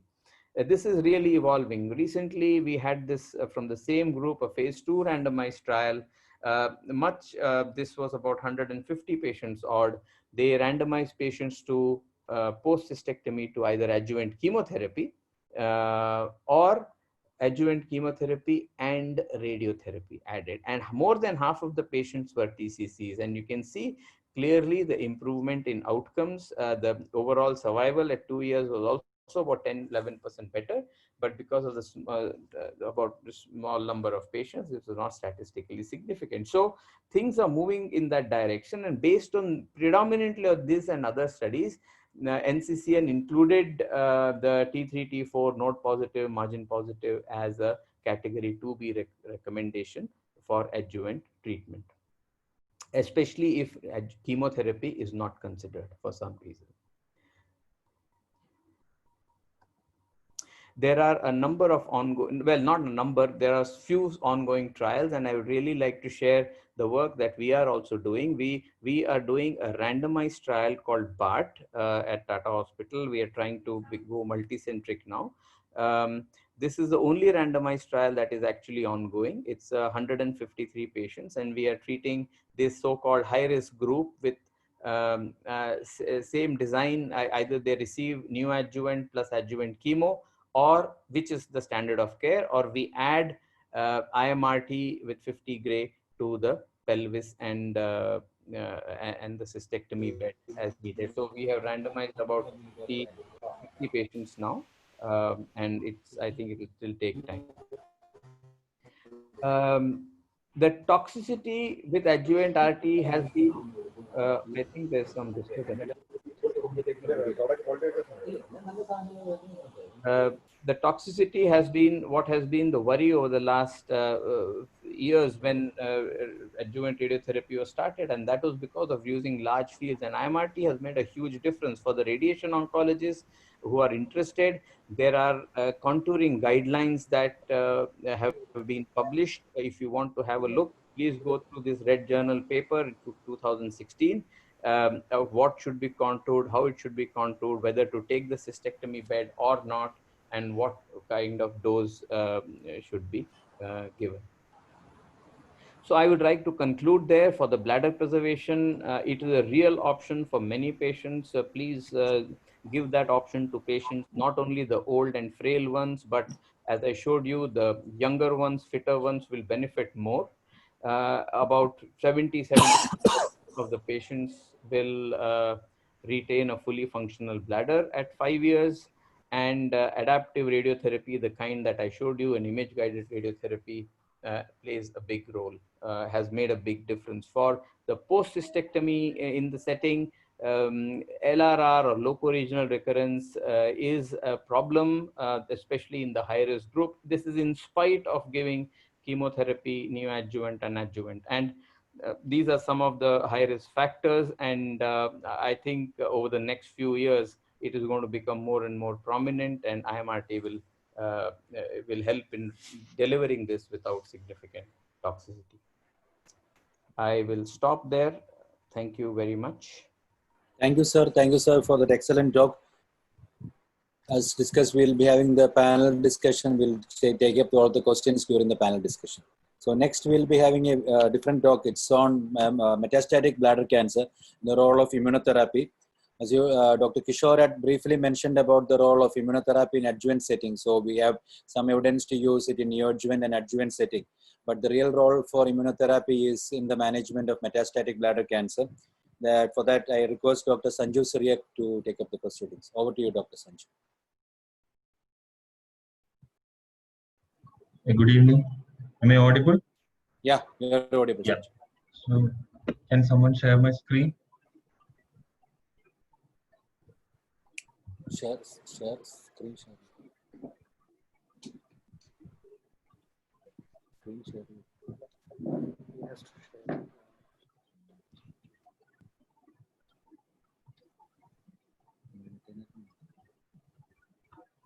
I'm getting a message post disabled participant screen share.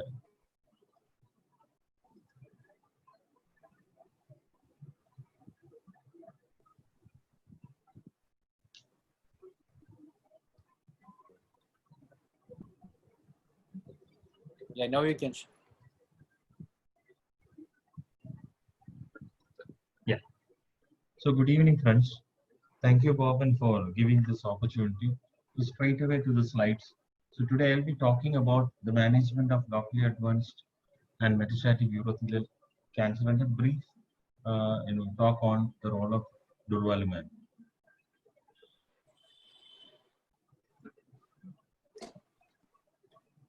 So about 5% of the patients may have metastatic disease at presentation. Urothelial cancers, 5% of them may have metastatic disease at presentation. And about 50% of the cases may progress to metastatic disease over time. And conventionally, the expected survival of this group of patients is approximately around 14 to 15 months. And 5 years overall survival rate is about 15% for stage 4 disease. So as a medical oncologist, we face many challenges in delivering chemotherapy for this subset of patients. We all know that cisplatin-based chemotherapy is the preferred first-line therapy. However, most of our patients may not be really eligible for cisplatin-based therapy. This can be due to the poor performance status, the comorbidities, hearing impairment, cardiac issues, peripheral neuropathy, or most important thing is, whenever we try to calculate the creatinine clearance, invariably it falls less than 60 ml per minute, making them straight away ineligible for cisplatin. So we have option of only giving carboplatin-based regimen or taxane or gemcitabine single-agent treatment, where the survival may fall down less than 10%, whereas with cisplatin-based treatment, we may get a survival approximately around 13 to 15 months. So this slide will show about that. So carboplatin-based regimen, irrespective of which drug we are using along with that, maybe it is gemcitabine or even the Embacam, whatever we were giving, the methotrexate, adriamycin, vinblastine, may not be able to prolong survival beyond the median survival beyond 9 or 10 months. Whereas in the cisplatin, especially the dose-dense MVAC, showed a median survival of about 15 months. What is striking in that picture is the durable response seen with cisplatin-based therapy. So traditionally, bladder cancer is thought to be a chemosensitive disease. So when I was reading Devita those days, it is mentioned like that, but we were always wondering how can we say about chemosensitive disease, because we don't have much options beyond first line. So this is a real unmet need. So metastatic urothelial cancer, there are limited options beyond first line.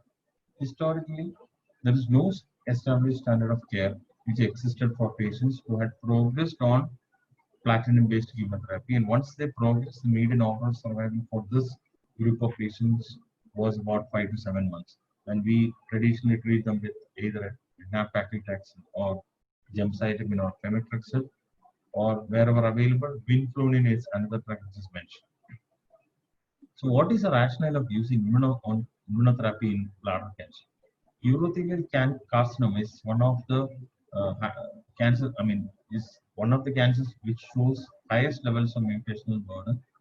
So we all know that increased mutation burden, human mutation burden, is associated with improved immunogenicity, neoantigenicity, and consequently response to immune checkpoint inhibitors.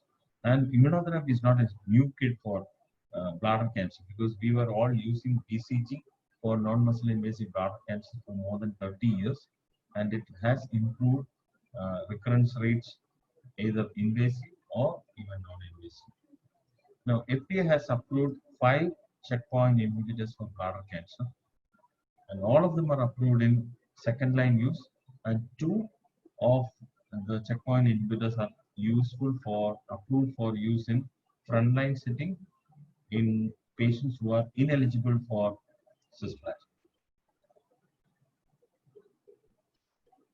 So if you see the use of checkpoint inhibitors in cisplatin ineligible urothelial cancers. There are two trials which address this, which led to the approval. So pembrolizumab was tried in Keynote 5.2 trial, and atezolizumab was used in InVigor 210 about 1. And what is striking here is this is if you had noticed my previous slide, people who are ineligible for cisplatin had a median survival of about 9 months. So pembrolizumab demonstrated a median overall survival of about say 1 year, and atezolizumab had a median survival of say around 16 months. What is more striking is some of these responses are really durable.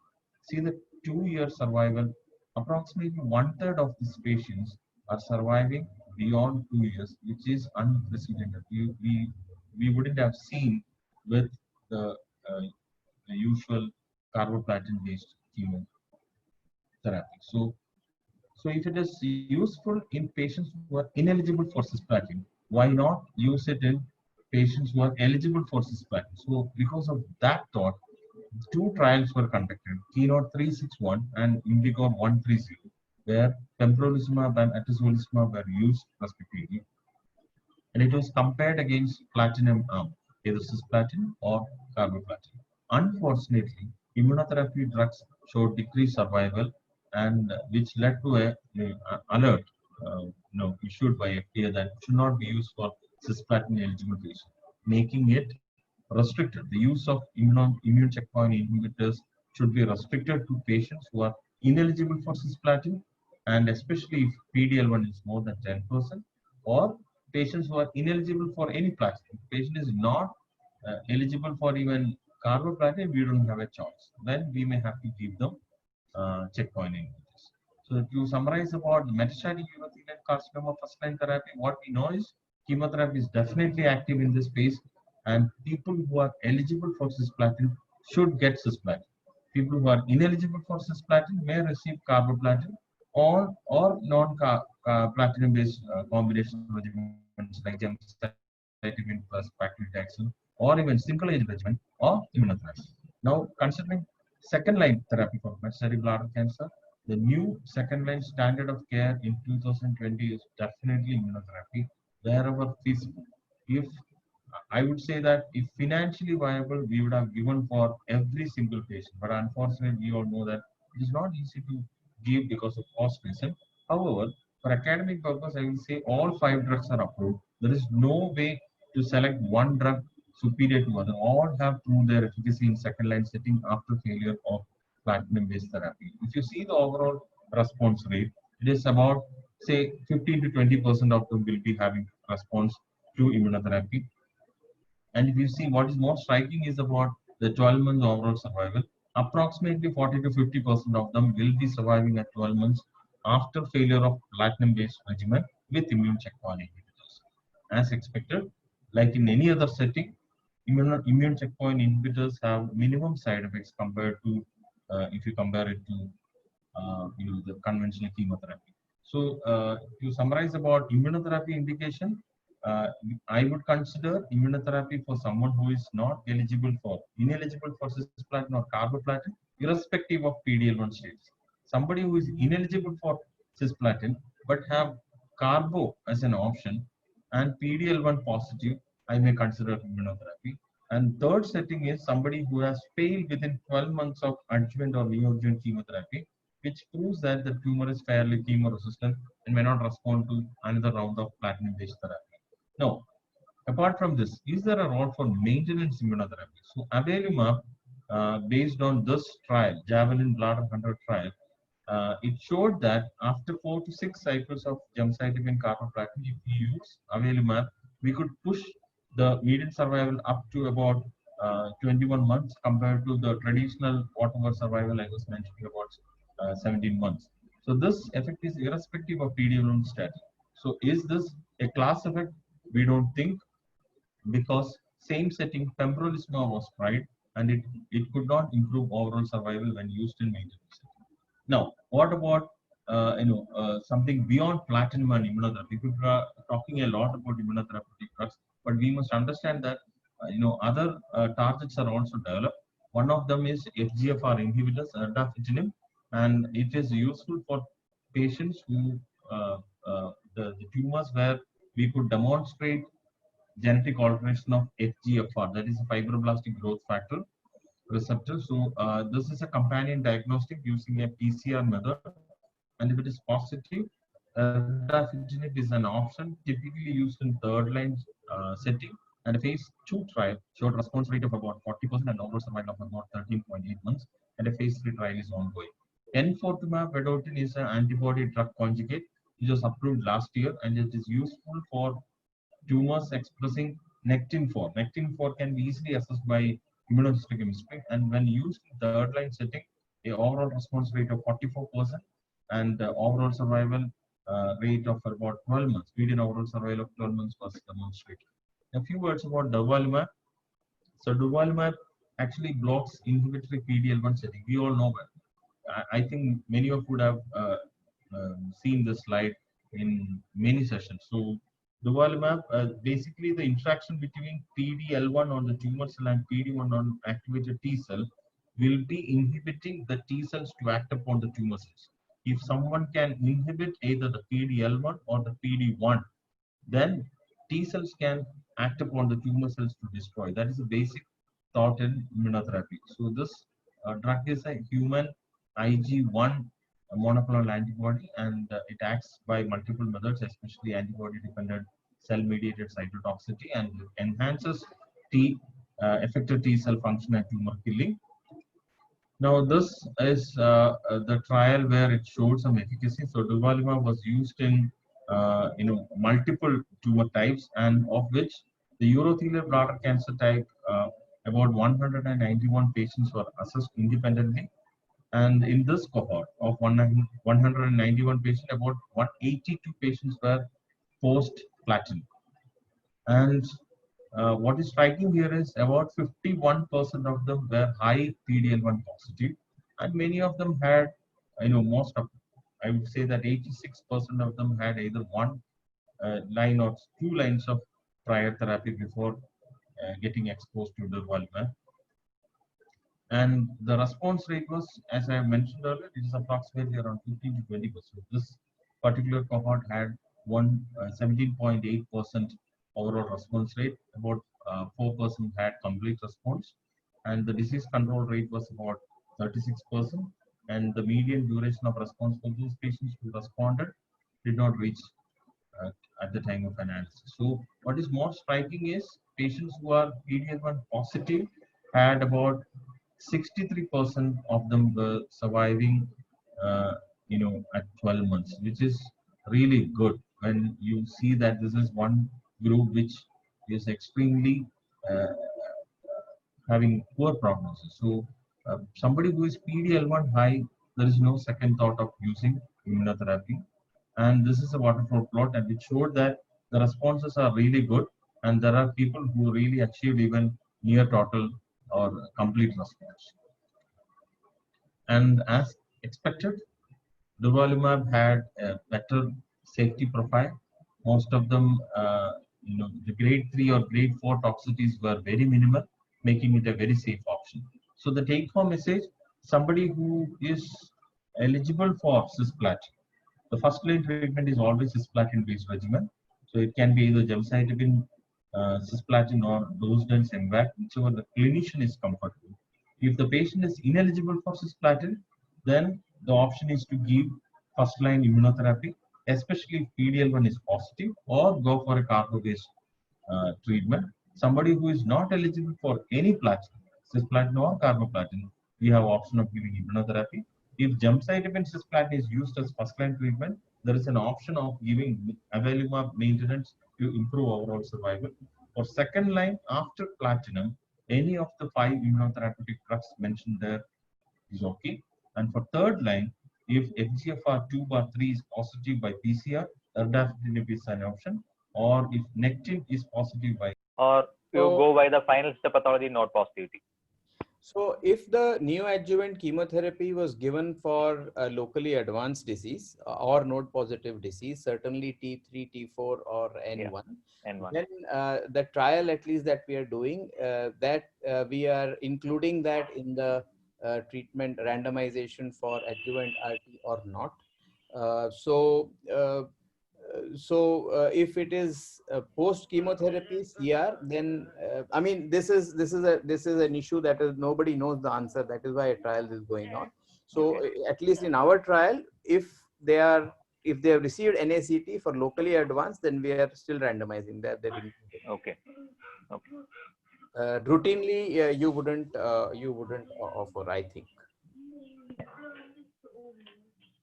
And, I think again one more question to Dr. Yuvaraja. If there is a pre-op gross hydronephrosis, and most of the time we will be unable to stent them because of the growth or stricture or whatever. So you would like to go ahead with an upfront surgery, or you would like to do a PCN and again give a chemo? Yeah. If it's an operable case. Yeah. So it's an operable case again. So we always give neoadjuvant chemotherapy. So generally what I do in clinical practice, so put a PCN, and from antegrade stenting is very easy. Even for these tumors, antegrade stenting is possible.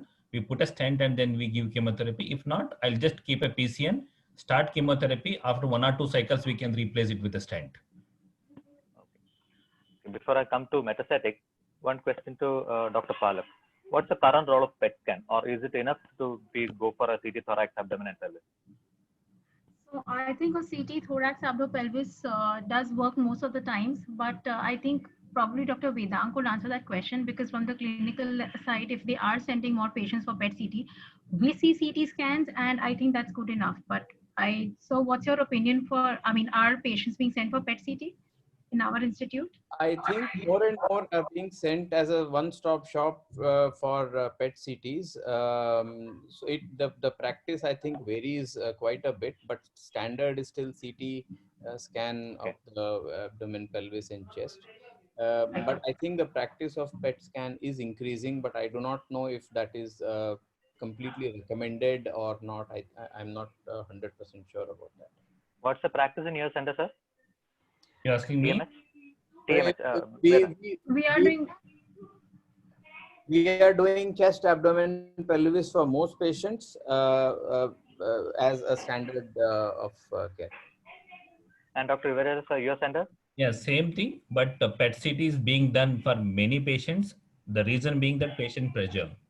Everybody wants a PET CT. So it is outside our guidelines. But remember, PET CT is very, very useful in follow-up of these patients. It is NCCN guideline, PET CT is advisable after whatever the primary treatment to detect the metastasis. But a primary assessment, not yet completely acceptable. I think looking one at area where looking at Dr. Kishore's face, I think he is also more in favor of PET. Yeah. To your center? Mute. You're mute. Yeah, actually, what happens is that if you do a PET scan, which is, as Dr. Yuvraj said, more driven by patient pressure and other consideration, it actually creates more problem than it solves. So usually surgeons don't want to do PET scan, and understandably. Yeah, we don't want. Yeah, because it throws up something, and it makes them inappropriate. Yeah. It's not really. I mean, you don't know whether that thing is metastatic or not. There'll be some node, some parabiotic node picks up. Then you're chasing it, trying to do a FNAC biopsy. So if it's not recommended, it's better probably unless you have a very strong reason to believe that's a metastatic disease. So yeah, but most of the patients actually do get a PET scan and come. That's quite that's true. Yeah, coming back to Dr. Palak. Yes. Another area where it is really quite misused is when a PET CT is done, if it is done, and then there is no metastasis, it is a local disease, and the patient undergoes neoadjuvant chemotherapy, and then there is a repeat PET CT. That is a total overkill. So I think we as referring doctors must because that is seen very often, patients come with the pre and post chemo PET CT scans. For local disease, we should not be repeating a PET CT at least. That should be stopped. Yeah, I think. Can I comment? I think all academic centers or practicing evidence-based medicine should be strongly view this issue. Many times, the PET CT scan is used in our country as a tool to diagnose cancer. So the patient, the moment somebody suspecting benign versus malignant breast lump, the first investigation patient is getting PET scan. And I think we should really look into it and try to understand the Indian context, where we have a lot of inflammatory diseases, tuberculosis, small granulomatous nodes, and the PET scan is really confusing us. So if NCCN doesn't recommend PET scan, I don't think we are anyway qualified to accept PET scan as an investigation in our patients. If I may add, the one place that the PET scan may be used in clinical practice, I feel, is where we have really locally advanced cancer, node positive, maybe doubtful node in the pelvis, high up node.